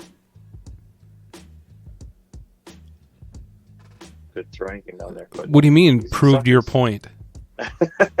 You proved my point. It's the most prevalent bait source. Why would dead minnows be the most prevalent bait source? The bottom of the It's lake the is literally sucker. crawling with crayfish. Yeah, but it's now we're back on burbs. Well, yeah, that's the point I'm trying to prove. Well, you know what? Okay, I will admit that I don't know how deep crayfish can live. I would assume they could live in 90 feet of water. They might. I don't know. They're coming, but the burbs are probably coming up shallow to feed. Correct. Who knows how long they stay down at those depths? They might just be down at those depths when they don't want to eat, and they come up to eat. Yeah. You know, and in all the burbot that I've cleaned, I have found crayfish claws, and I've also found, perch and shiners and Shark tires. no. So like sharks. I found a Lego in one once. What? Yeah. Did you really? No, that Lego? would have been a fucking cool story, though, huh? Hell yeah, it would have been. Wow. A 1x3, dude. It was yellow too. I'm jigging with Legos. I found a Lego man inside one. It's super creepy. With Lego spritched with some crayfish scent. Let's go. Yeah, no, and like I said, the little holes in the backside of Lego would hold the scent really well. I know. Well, as I'm tying up these ice jigs, using this fly tying material, like that's part of my deal is to be using for the body, using like a chenille or some dubbing, real fibrous stuff, so I can rub that billy rub in there and kind of hold a little bit longer. Why don't you just use bait at that point? If you're trying to make an artificial look and smell like bait, just use bait. Because that billy rub stuff is can last 3 ice seasons versus a tub of waxworms, and I don't have to keep it alive. Billy rub. Not a sponsor. I think you should reach out. No. I go through these little moments where, I'll use scent and then I won't touch the shit for, 4 or 5 years. I'll be like, hey, I'm going to try this again. Just experimental stuff. So you should experiment with crayfish tails. Crayfish. That's all I was trying to say. Yeah, no, it would with it, and then you just shot it down. Well, I didn't shoot it down. I just, being, playing into my less hassle lifestyle, instead of setting out crayfish traps. Oh man, I'm sorry, dude. I can't go and enjoy a movie with you. I got to go check my crayfish traps. I would just I'll just go buy a bag of shrimp. They're pretty close. They're like cousins. You can buy a bag of crayfish. Yeah, I suppose I could. They do. It is a thing. You know what? I'll reach out on the old faces of the book. I'm sure there's a guy in Louisiana that'd send me some crawdad. For sure. Just crawdad. Send me up some of them crawdad tails. The problem is I wouldn't want to use them for bait. I want to eat them myself. Yo, dude. Yo, hey. Wait a second now. Hold up. If I want to go for the world record burbot, do I go to Red Lobster, order the biscuits, smuggle out a lobster? Whole lobster? Do they even have live lobster in the tank anymore? Or are we too offended to do that now? No, they do. Oh, okay. So I'd be like, you can get them at Lund's. There you go. What if I got a lobster? Boy, your trophy hunting then. Like an 8/0 hook and just throw that sumbitch on the bottom. Band around his body with the big circle hook on it, and just let that thing live down there. Except I don't think a lobster would live in fresh water for very long. Still a lobster. This is true. You know what I'm saying? Put that thing on a tip up and be like, hang tight as I stand there all night with the welding gloves on. It might on. not ever go, but if that flag ever goes up, you know you got something. It's going to be a 7-inch perch. Yeah, right. Just picked up the tail, a whole school of them, just mobbed it. Who somehow got his head stuck between the rubber band and the claw. I actually believe that. Those perch can do some stupid things. Right. So I don't know. I'll give it a shot though. I'll see what I can get for the. I'll do the crawdad versus frozen shrimp, and we'll see what happens. Like, you should have 2 set lines. One with the minnow head or minnows or whatever, and then one with the crayfish tail. You know, I've never caught a burbot on a tip up or a set line. Is you should have. So here's what you're gonna do. You actually have a 3rd line, but you're gonna be legal because this one won't have a hook on it. You're just gonna use one of those like, clip-on depth finder weights. Okay. And that's what you're gonna use to pound the bottom. And you're just gonna do that. You can do that. Do your jigging with that. You have your 2 set lines there, 6 inches off the bottom. Okay, create the scenario. I got it. Yep. And so when that thing comes in, and I'll say, okay, you mark him. Oh, he's coming up. We got a bird. Then you stop pounding, and then you just wait and see which one he goes for. Interesting. And then mark it down, and then maybe one time it takes the minnow, and then one time it takes the crawfish tail, and then by the end of the night, you'll have a graph that you can go off of. Interesting.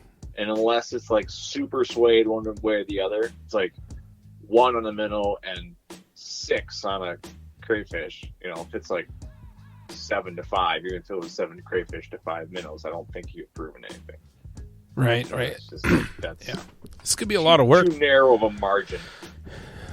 I'll tell you. You know what? I'm gonna end this part here by saying, if I come back with some stats, there's a 70% chance that I'm just lying, and I'm gonna make it towards my favor. Well, if you come back with real stats and they don't bolster my opinion, I'm gonna call it fake news anyways.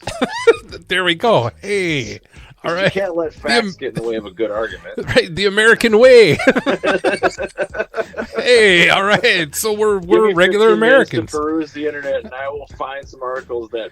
Yeah. I'll have to sift through 20 articles that prove me wrong, but I want to find one.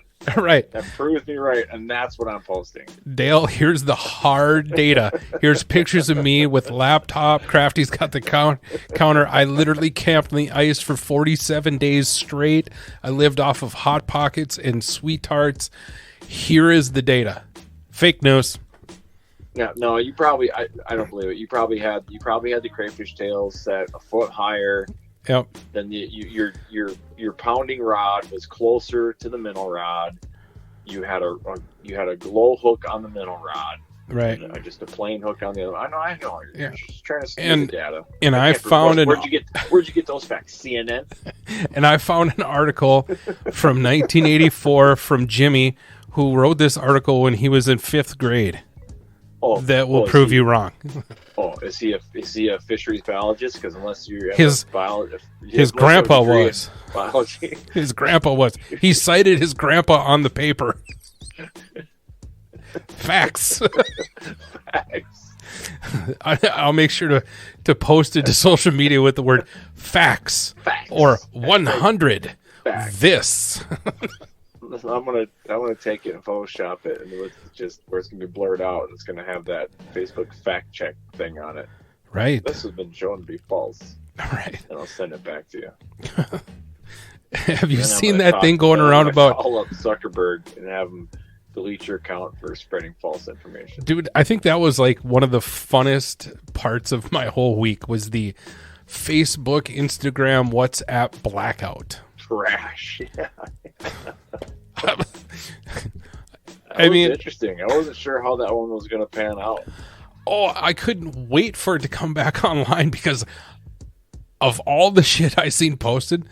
I had like 70% of them made up in my head. Like, I'm going to see this. I'm going to see this. Bam, here it is. Oh my God, I was right. You know, one that I thought of, but it was kind of pointless because there's nowhere I could share it. If I would have made the meme, would have been pulling up the old picture of Tom from MySpace. Be like, hey, Tom, long time. Somebody did do that. Oh, did they? Yes. Sons of bitches. Yep. Every idea I've ever had has been taken. God damn it. And it was like, oh my God, how fast can people make this shit? Like, well, dude, I thought of it like instantly. Like, yeah, I'm like, I found out that it was actually down because I literally restarted my phone. I'm like, why won't it load up Instagram? Right. Like, my internet seems to be working on every other site. What the hell? So I restarted my phone and tried again. Nothing. I'm like, what is going on? And then later, you know, news alert or whatever that Facebook has done. I'm like, oh, Yeah. well, it wasn't just me then. Yeah, I was on break at work, and I was I clicked on Google News, and I saw, oh, Facebook isn't blacked out, like it's down. I'm like, oh, interesting. Reached over, worked my phone. I'm like, yeah, this is the same post I saw, at 5:00 this morning. Oh, all right, I'm moving on. Yeah. But I suppose they had 6 hours to generate all kinds of memes and conspiracies, and I wonder if MySpace actually had a bunch of hits that day. You know what social media actually did was Telegram. Never heard of her. Telegram is it's kind of like WhatsApp, and WhatsApp is hugely popular messaging app. Yeah, it's big in other countries. Like Mexico, it's huge, I guess. I've heard. Outside of the United States, it's massive. Yeah. And when it went down, people just instantly downloaded the second best, which is Telegram. Yep. And I saw the just the headline. I didn't get into the article, but they saw in that 6 hours, they registered 21 million new users. Oh my God. 21 million in 6 hours. Wow. No, I heard that Twitter was trolling Zuckerberg though. Oh, fuck yeah, dude. I mean, it's Which I can only appreciate. Oh yeah. Yeah. Well, I mean, it had to have been kind of a hard pill to swallow for Facebook to go to Twitter to say that their social media is down. So it's kind of like, you kind of have to come here, and I'm gonna make fun of you. Sorry, that's just the way it is.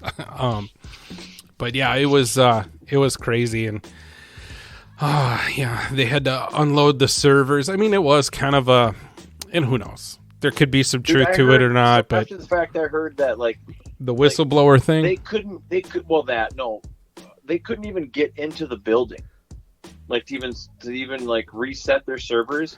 Yeah, because they're all on the network and none of their key cards are working. Correct. Because the whole thing was down. Correct. What the shit? And it was down in such a manner that they actually had to do a physical hard reset, with buttons and levers and shit. Yeah, that's not I bet they're gonna come up with a fail-safe after this little event where someone's gonna actually have to have an actual brass key to get into the building, because this is a problem. Right. Is it a problem? Yeah, I guess. I don't know. I mean, it's a problem. Well, I mean, he's doing fine. But what did it say? Zuck lost $4 billion or something. In 2 days, but he's still the fifth richest person in the world. Yeah. So Right. Let me give a moment of silence for Zuckerberg. Get fucked. Well, feel real bad for you. If for as many people that hate the guy, there sure are still a lot of users of his product. Oh yeah, I don't hate the guy. Never met the guy in my life. No, I didn't see you. I'm just saying that the shit talking that takes place after that. It's well, and if you really hate this product so much, then why are you here every fucking 15 minutes? Yeah, exactly. You've dabbled in the Facebook crack pipe. Right. A little too long. Would have went too much longer. I would have had to send an email to Twitter and get my login and password information. Who does that? You just make a new account. You just make a new account.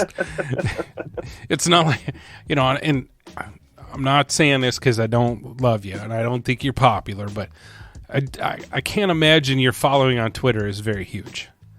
I never use it, so there I you guarantee go. you it's 3 people. There you go. Yeah, so I don't ever use it. I don't tweet. Emailing, who is it? Is it Jack Dorsey? Is that the guy? Yeah, I think so. Yeah, emailing his team. This guy needs. Who is this guy? Oh, he's got 3 followers. Dude, just make a new fucking profile. Verified. Right. Verified. And when you give me my password back, can you give me the blue check mark? You literally have 3 followers. Yeah, I know, but I want that blue check but mark. I'm legit though. I'm the real deal. Yeah. There's only one of me, Jack. Yeah, I'm on Twitter, and I have 0 followers, and I've been on Twitter for a long time. I kind of want to just get back on Twitter just for Black Twitter because some of those are fucking hilarious. Oh yeah, I'm a voyeur. Uberfax. I follow that. Oh. A few of the tech companies. I love following the fast food companies. The Wendy's. Wendy's loves throwing shade, man. They're a great one to follow on Twitter, dude. Really? Oh God, yeah, dude. The fast food companies are. If you were just looking to Twitter for some solid entertainment, start following like McDonald's, Wendy's, any of the Burger King. I mean, they all chirp each other. They all fucking rip on each other. It's great. That's awesome. Yeah, it's pretty good stuff. I don't have time for a new hobby. No. Yeah, well, you know. I'm good with my Instagram, my Facebook, and I don't even use that much, really. Like, I'll do like 2, 3, 4 tops thumb scrolls. If I don't see anything that catches my eye, on to the next app. And I'll end up at TikTok eventually. I gravitate more towards Instagram now and TikTok. Again, I do a few of those videos or whatever, but I'm mostly downloading bits and parts so that I can use them for intros for hot content like tonight. And I shouldn't say a bunch. I got a handful of them saved to like Stitch or Duet or whatever, and then I just never get around to it. At the time, I'm watching, I'm like, oh, this would be a funny response. I'm like looking at my surroundings, like this would not be the place to make. I'll do it later. No, you won't. Fat chance. Not gonna happen. Yeah, no, you won't. Right. Kind of like my dishes. I'll do those later. No, I won't. Yeah, when you need one. When I need one, or I'm like, hey man, what is my shoes? Nope, it's the dishes that smell. I better wash them. Better wash those. Yeah, no, I try not to get. I try not to get it that far, and I use very little of them. So I don't know. Anyway, dude, should we call it a sesh? Just wrap her up. Should we call it a sesh? I thank you again for joining me on another Unhooked. It's so much fun. These are fun. I love them. These are great. Yeah, it's just a good release. Loose format. Yeah. Whatever comes up. Yeah. Great. Love it. You know, I had 3 things written on a Post-it note, and we are at 2 hours, dude. I think we at least touched on them for like 3 seconds apiece. Something like that. You know, we got sidetracked. I think the bulk of it was the fish palate debate. Yeah, I mean, got spicy. I like it. I'm still right, and you're still wrong, but that's fine. Yeah, you know, and I'll go to bed a victor, and you'll go to bed the loser, and we'll be better friends for it, right? That's the way the world should work, I'm going to do some confirmation bias searching tonight, boy. I'm gonna send you some articles. I'll just pull fake news. That's all. Fake news.